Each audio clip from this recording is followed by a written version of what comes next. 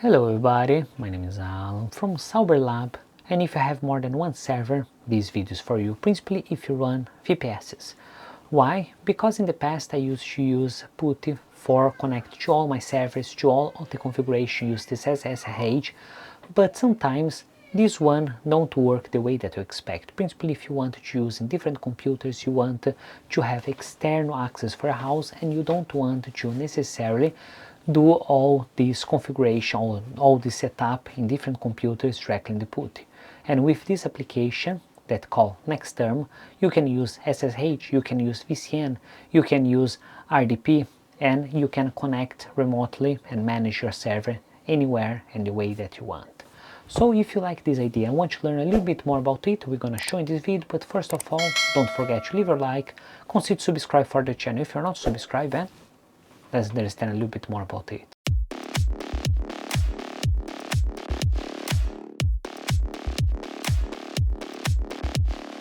As I told, the idea for this video is to use application that can manage all your server and you can have everything in only one place.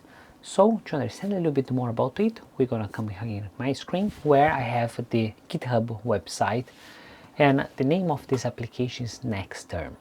If we look here, it's really simple, few application, few icons here, and here we're gonna look what they promise for us. And they say that is the open source server management software for SSH, VCN, and RDP.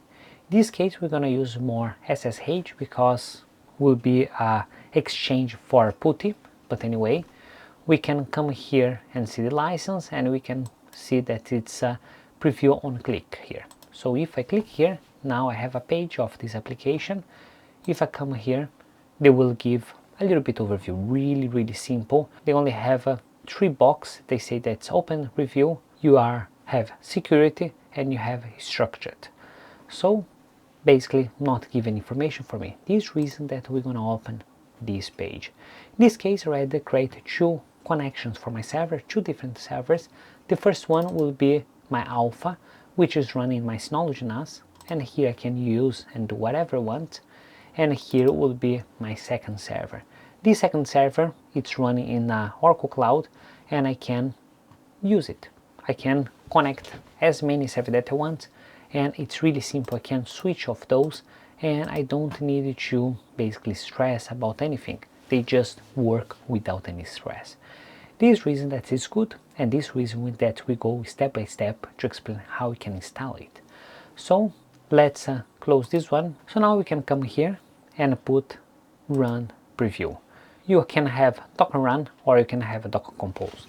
As I like more Docker compose, I will run as a Docker compose. This reason that I will copy this information and I will open my PuTTY. Here in my PuTTY, I will go in the section called stack and I'll put add stack, and now I'll paste this page. What I know, I can only add the name of my stack, and that's it. Basically, port I don't need to change.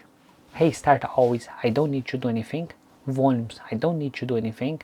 And because you're using a Docker volume, they will only run. You're gonna ask, Alan, is not better for I use the absolute path? I'll say no, you don't need to do it because this application is really lightweight, not so many configuration that will be there, so it's not required for you to use the absolute path. Anyway, now we can come here in the end and put deployed stack. This deployed stack will be really fast because it's really light application. And if you open here again this stack, you can see that it's already running. Let's go to log to see, and they say that is listening port 6989. So if I come back, and once that I open this application, it will give the page for registration. So I will put my first name, my last name, my user, and my password, and put register. So now I'm in the application. What I can do, I can come here in configuration, try to see what I can configure.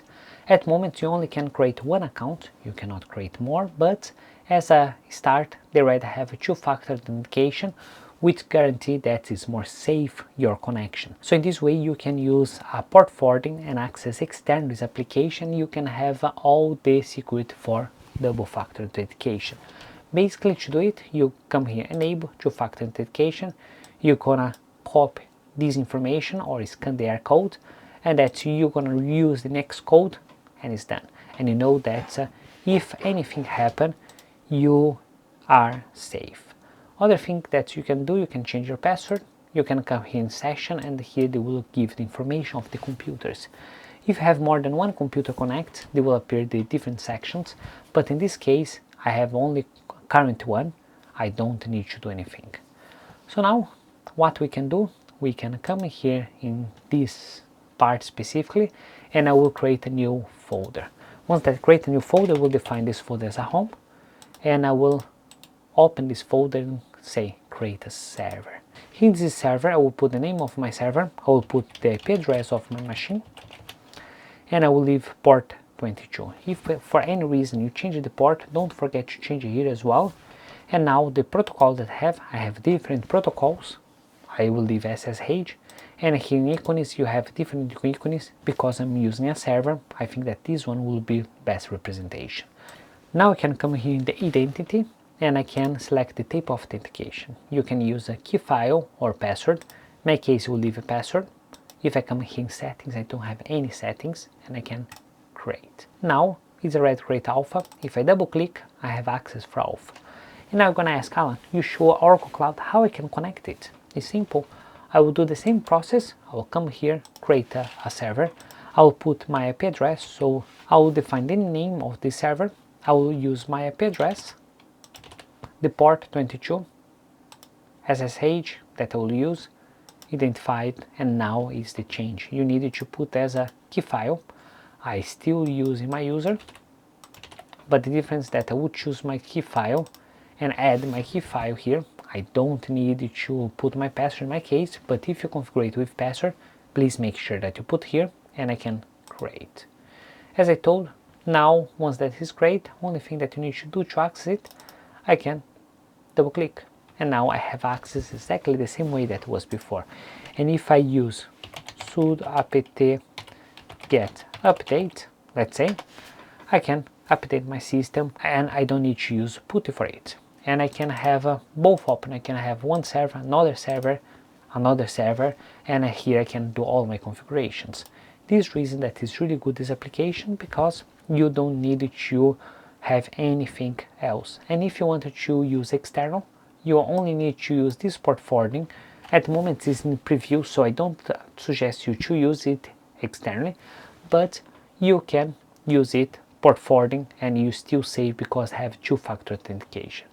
And this application is done. It's super simple but quite powerful. So if you guys like this video and think that was interesting, please don't forget to leave your like, consider subscribe for the channel if you're not subscribed yet, and see you next time.